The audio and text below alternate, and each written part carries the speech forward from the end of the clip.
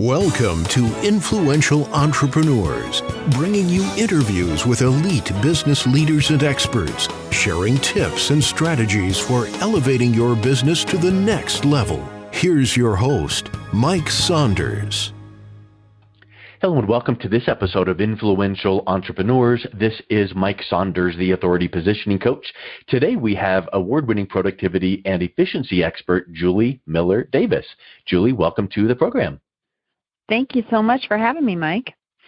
Hey, so I'm excited to talk to you about how to be more productive and efficient, because I know that we can even quantify that with some dollar figures. You know, when an entrepreneur becomes more productive and efficient, they can increase or decrease, time spent. So I know that there's a good time value calculation there, but give us a little bit of background on yourself and then what led you to focus on productivity and efficiency.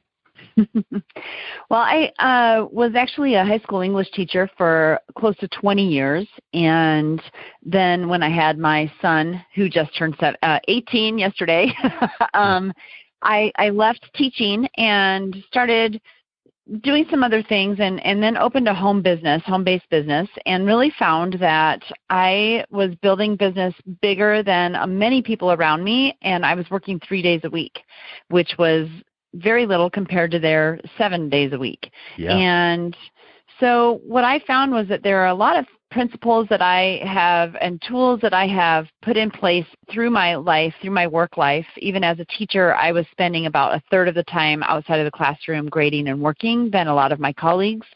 And so I found that I have this way of looking at things and how I work and operate in efficient manners that differs from people, and it's something that people really needed. And so in 2015, I launched this business, created my curriculum, and started helping entrepreneurs operate differently.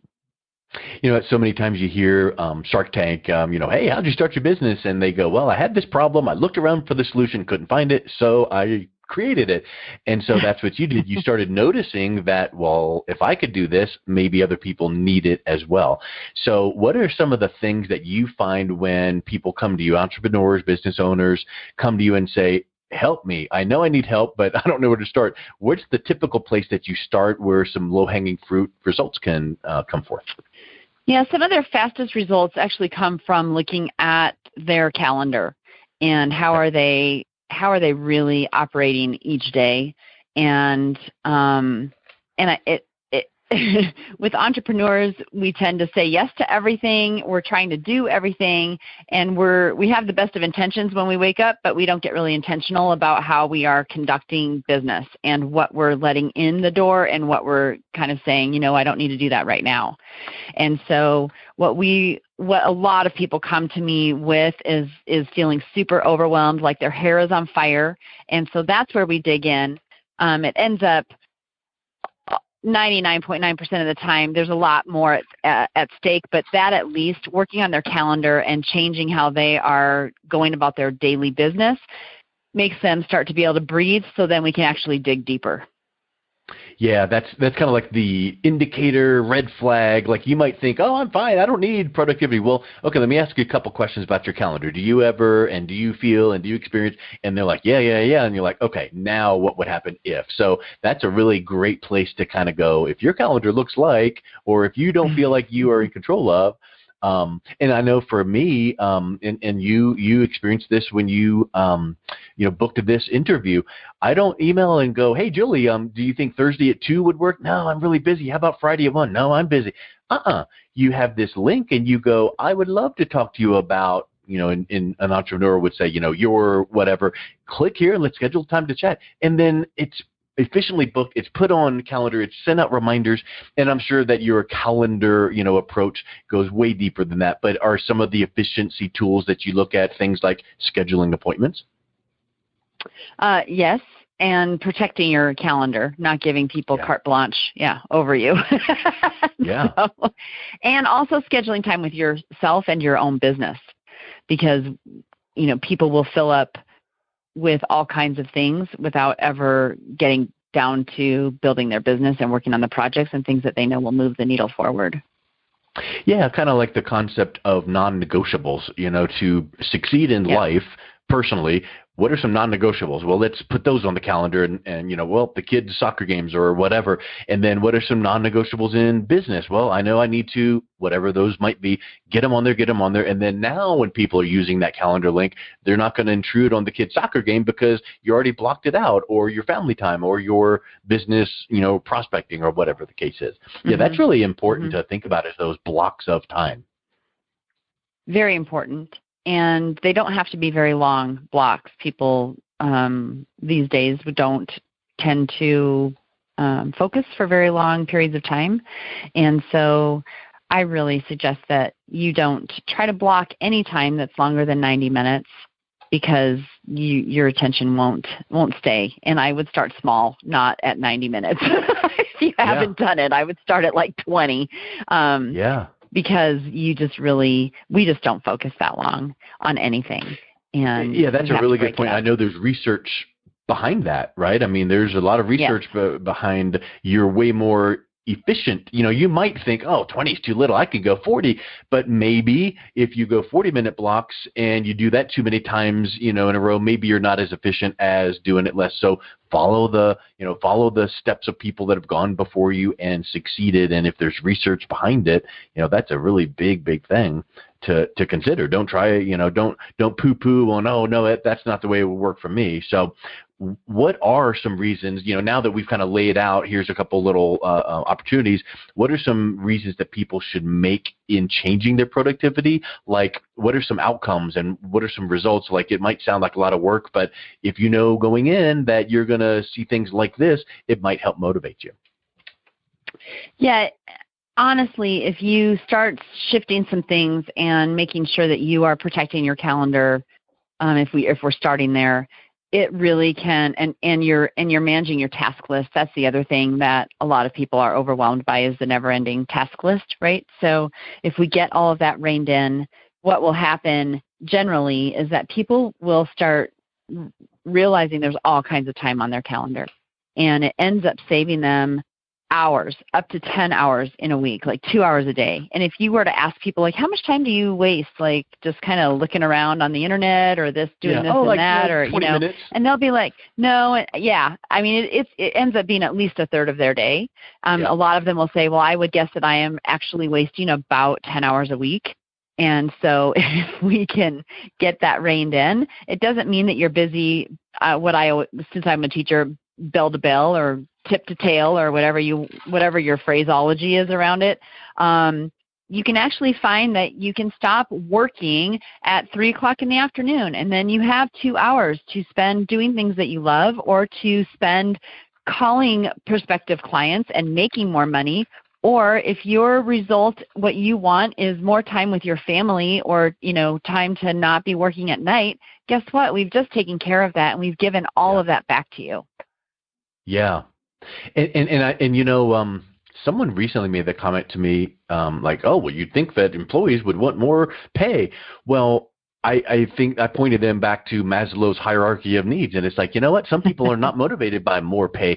Sometimes they're motivated by time off. Sometimes it is recognition and achievement and affirmation. So maybe that is getting off at 3:00 every day and having more family time. Or maybe it's having more time in the day to do more productive things for your business so that it increases revenues. But how do you figure that out? You got to know what motivates you, right?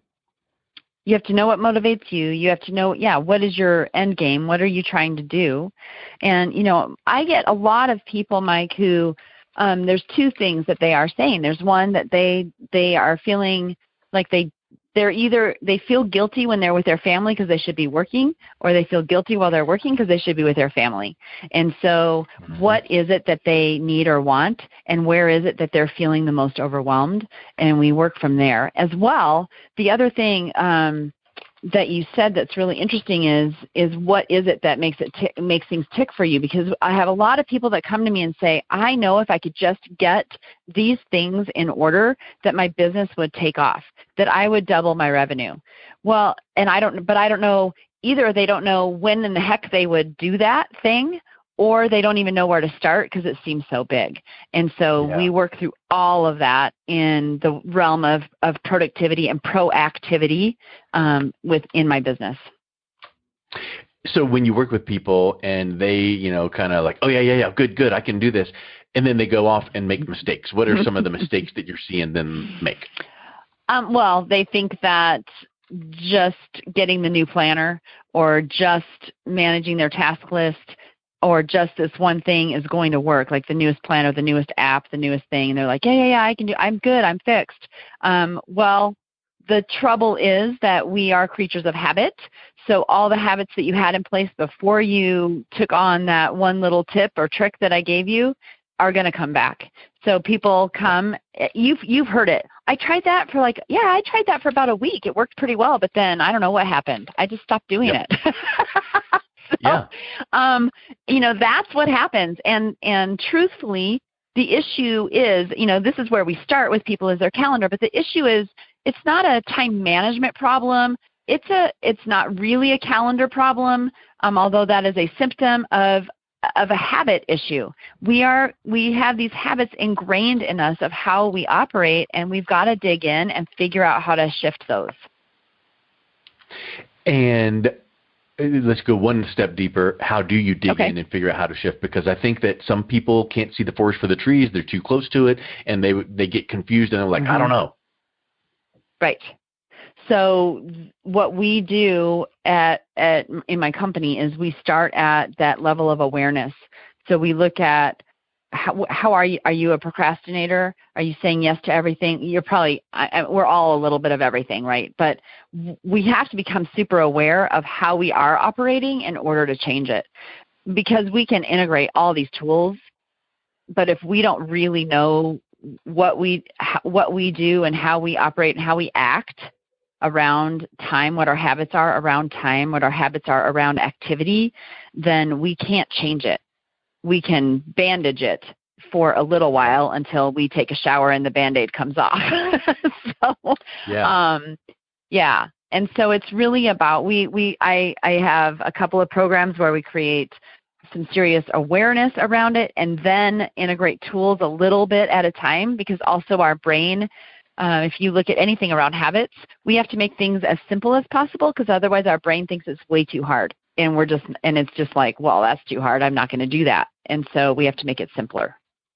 Yeah, that reminds me of a book. Have you ever read the book by Donald Miller, Building a Story Brand? I have not read that book.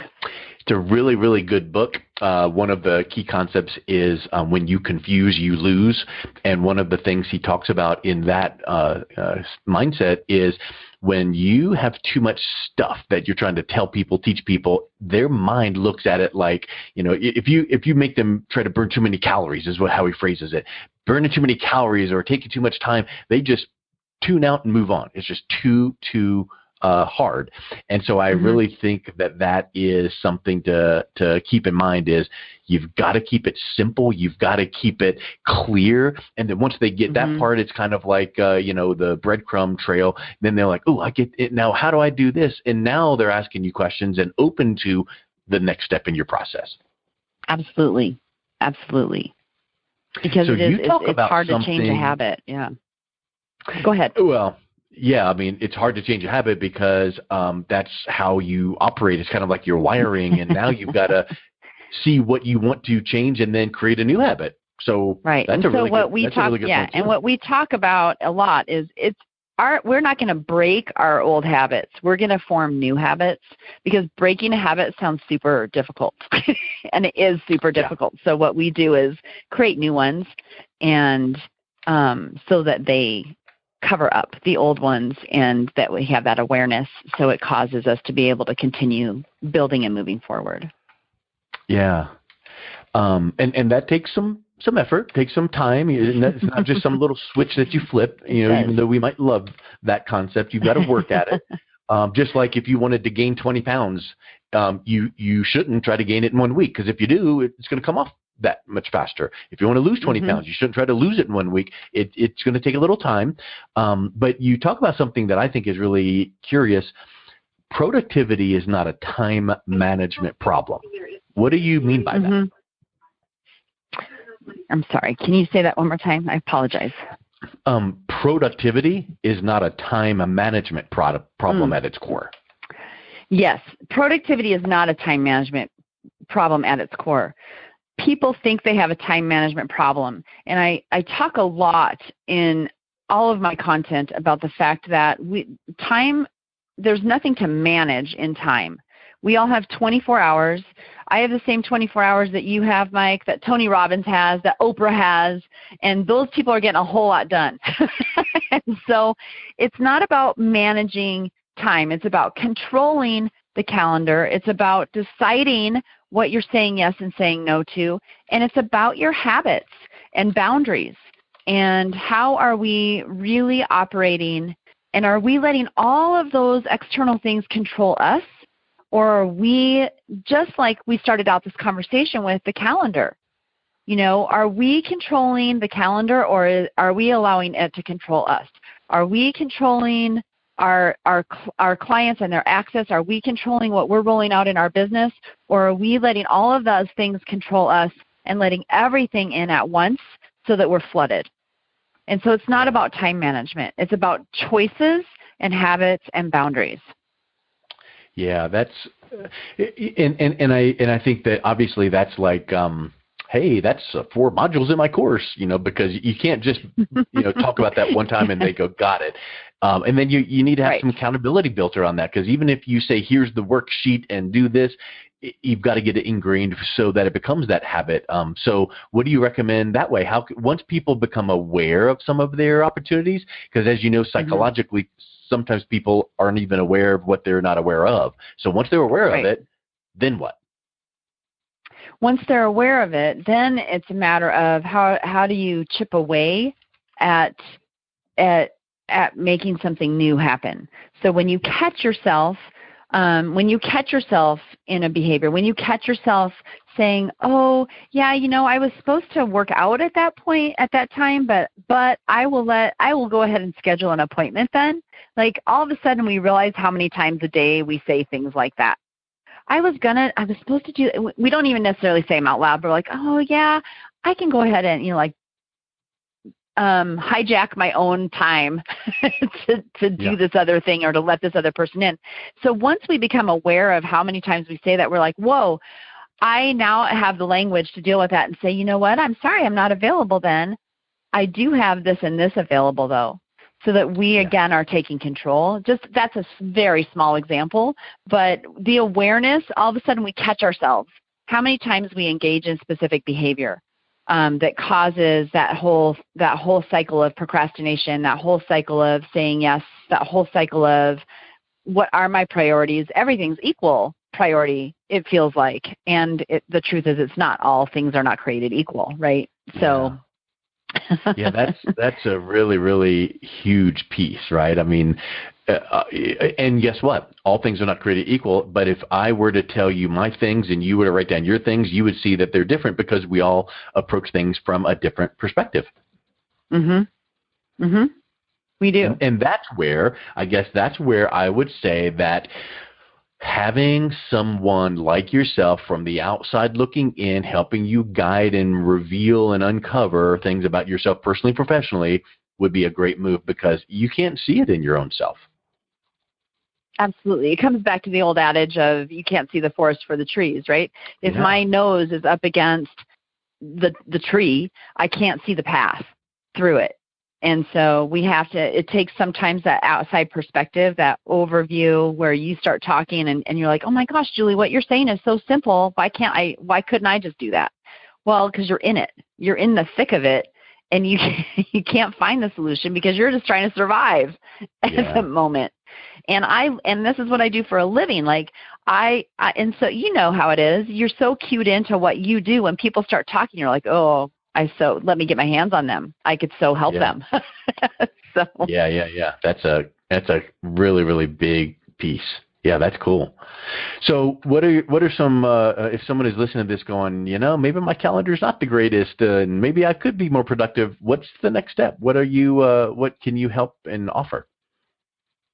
I've got a couple of things. The first thing is, if they find me on Facebook, which is Julie Miller Davis 15 is my professional page. I am putting out a 5-day challenge around your calendar and productivity that's coming up in February. It's free, totally free. And they could just engage with me and start their day with me for 5 days and see what we can do to start gaining ground. So that's the first thing, a totally free offering that I've got going on. The other thing that they can do is I've got an audio file called 5 Tips to Save You Hours in Your Week. And it's totally free. And it's at www.juliemillerdavis.com/5tips. It's a 30-minute audio file. They can download and listen to it in their car or while they're working out or whatever, and just really think about if they could implement even one of the 5 things and then the second of the 5 things, like it could really make a big difference in moving from that place of being of having the best of intentions to actually being intentional about how things are unfolding. Yeah. That's awesome. Well, I think that is really awesome that you offer that. I'll make sure to put the 5 tips link in the show notes so that that people can pick up that. And I really want to thank you for your time. It was great talking with you. I love efficiency and productivity, so it was great to see your perspectives. Thank you, and thank you for having me on. I really appreciate it, Mike. You're welcome. You've been listening to Influential Entrepreneurs with Mike Saunders. To learn more about the resources mentioned on today's show or listen to past episodes, visit www.influentialentrepreneurssradio.com.